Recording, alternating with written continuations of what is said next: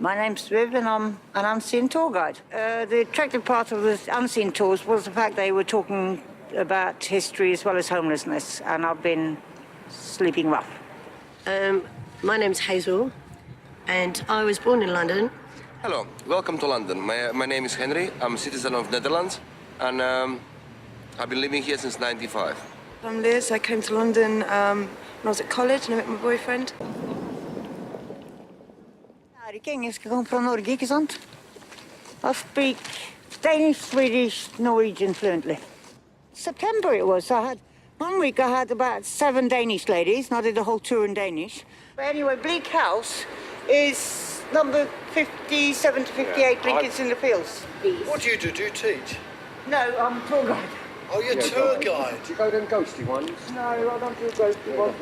I do unseen tours. Hang on. It's one of your cards. I'll give you one of my do that cards. with you one of these days. We have Viv, who's our Covent Garden guide, and Viv's specialty is the performance element. She projects beautifully, she explains things very clearly, and she's also a very feisty lady, so people really get a feel for what it's like to be a woman on the streets and how her resilience has seen her through that. What's the Viv factor in the tour? The tour is built along the route where I used to sleep. It's my personal story. The far end, that's my bench. But behind there, that's when I moved into the park with my partner. That's where we lived. And then when we started going out together, we moved the 2 benches together. I was queuing up on a handout outside Temple Park, and he was walking up and down the queue, and he pointed at me and said, "I'm going to marry you one day." And 2 weeks later, we started going out together. So I moved from under Waterloo Bridge into Temple Park, basically.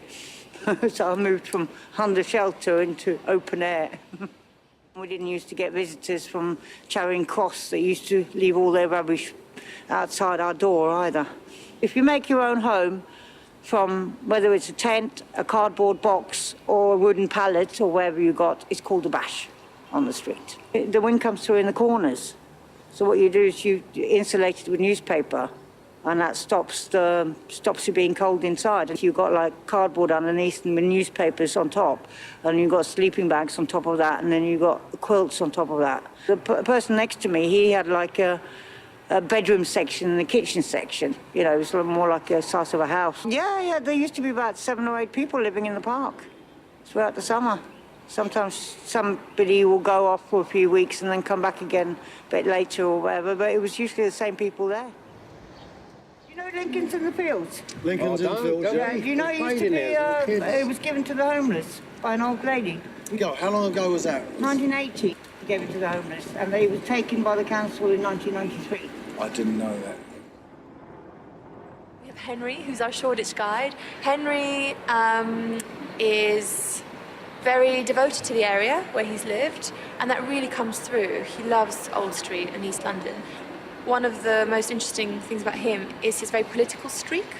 He really likes to highlight the social justice issues in the area on his tour, and is not afraid to say what he thinks. So yes, he's probably one of our most outspoken guides, but I think in a very positive way. In All Sea Tour, of course, I'm the biggest star, so I'm a local celebrity. I'm sarcastic about the things, and life on the street makes you sarcastic. I try to make a joke out of the things which is not funny at all. My tour is run on this matter, and anyone who comes to the tour really like this approach, because we sometimes talk about the charities, sometimes talk about some things which going very bad for homeless people, but people understand it good, even if they don't know nothing about homeless and their daily routine. And behind it is all concrete structure, that's my roof. When police come, they actually find me sleeping there, they ask me to leave because they said I'm obstructing a public highway or interfere with the street system in London. So basically I'm blocking a city road and Old Street road crossing. Yourself? Yeah. Myself, not a roundabout, just me. And then when they move me, they pour water there and stuff. Just make sure I'm not coming back. 2 years ago, I was sleeping behind a Shoreditch church, and it was quite cold, so I got myself in a sleeping bag and I closed it totally, put it over my head, so I was just like a big worm on the floor. And during the night, some group of guys came and they started kicking shit out of me. So they were, I don't know, 8, 10. So that they were like kicking me, punching me, and I was still in the sleeping bag. I couldn't get out. And at the point when I get out, I was all in blood. My ribs were broken, went through my lungs. So it's always like my nose was on the side. So all was, and there was like then I see that there was like 14, 15, 16-year-old boys. There's like whole gang. They would try to film me on the camera. After you've been on the street for some time, it's really hard to go out and get a job because low self-esteem, of course, and appearance. You need to keep appearance as well. People on the street, they like lack of dentists, lack of this, lack of that. At the end, you, I don't know, lose your teeth, and then you get in a fight, you get some scars. I'm still creative. I'm still doing the sculptures at the time, and I can't. Normally not in the winter because fingers are frozen, so I can't really use the chisels so good. Some ways better, but there's no much space for creativity here for homeless people. So they would be better if there were some workshop places where the artists could go and work, even if they're homeless. And we all know that London Bridge is falling down, then burning down, then falling down.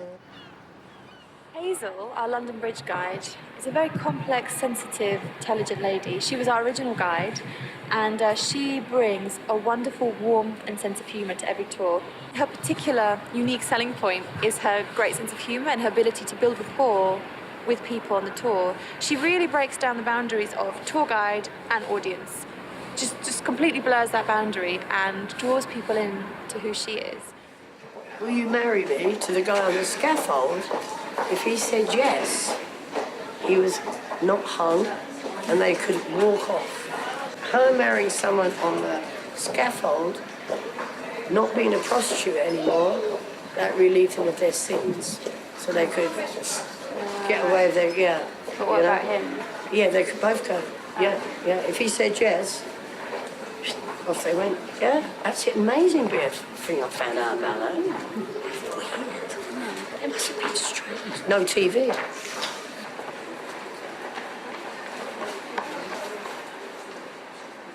If you're a woman on the streets, the basic thing you have to do, I mean, I'm lucky I was older, but some of the women that I work with now are a lot younger. And you call them the hidden women. You know, they're young ladies who hit the bottle, hit the drugs, and there's a big problem. You know, there's an undercurrent. I used to sleep in Borough Market. And the reason I slept there is because it was underneath and it was safe. Most of the time I stay on my own. There's some people become homeless, you know, it's not a choice.